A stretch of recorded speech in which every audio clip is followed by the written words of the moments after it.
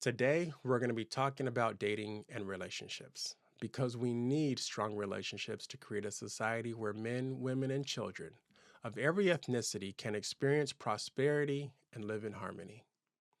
Today, it is harder than ever for a woman to find a good man to be a husband, someone who will love, honor, and cherish her for the rest of her life.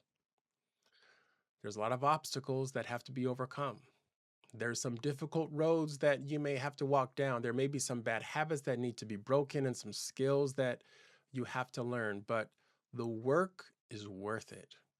When you experience that type of love that completely transforms your life, that gives you that type of joy that is unspeakable, when you experience that life-changing force, all the work that you have done in order to welcome and nurture and maintain that love in your life will be worth it. Today, we're going to be talking about hypercriticality and how it either helps or hurts your ability to find, nurture, and maintain love in your life. As you watch this next clip, ask yourself if being hypercritical helps or hurts your ability to find love and romance in your life. I think you'll be surprised at our discussion after the clip. How to know if a guy's Instagram page isn't husband material. You start with 10 points. Minus 1 point if you're private, fishy. Minus 3 points if you're public, slutty. Either way, you're losing points. Minus 5 points if you have a highlight of just you. Minus 10,000 if it's just selfies, gay. Minus 1 point if you post a luxury vehicle. Minus 10,000 if the vehicle is not yours.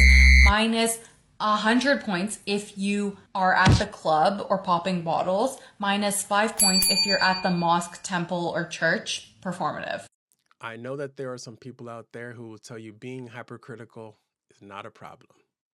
They'll tell you that being hypercritical does not keep love and romance out of your life. In fact, they'll tell you that it is the secret.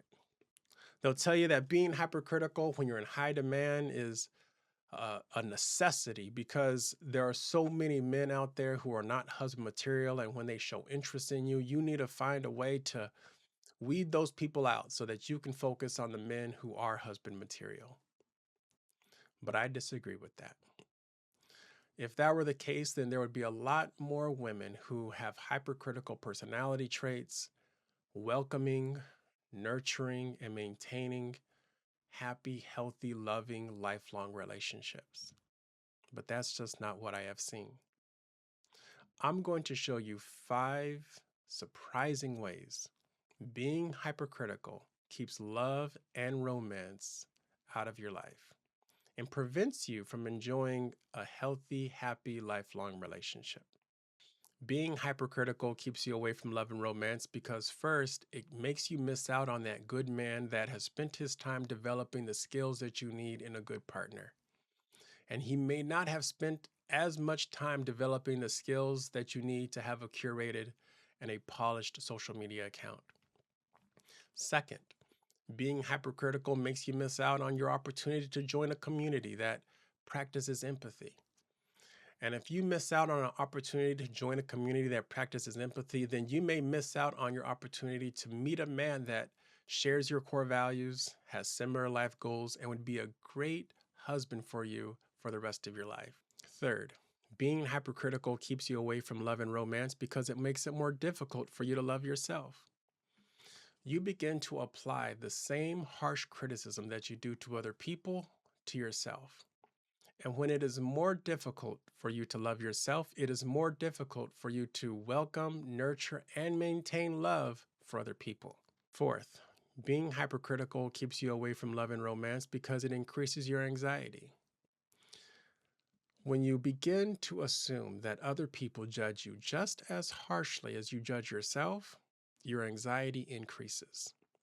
And when you increase your anxiety, it is even more difficult for you to welcome and nurture the type of love that will last your lifetime. Fifth, being hypercritical keeps you away from love and romance because once you find a man who will love you for the rest of your life, being hypercritical makes that type of relationship absolutely unbearable.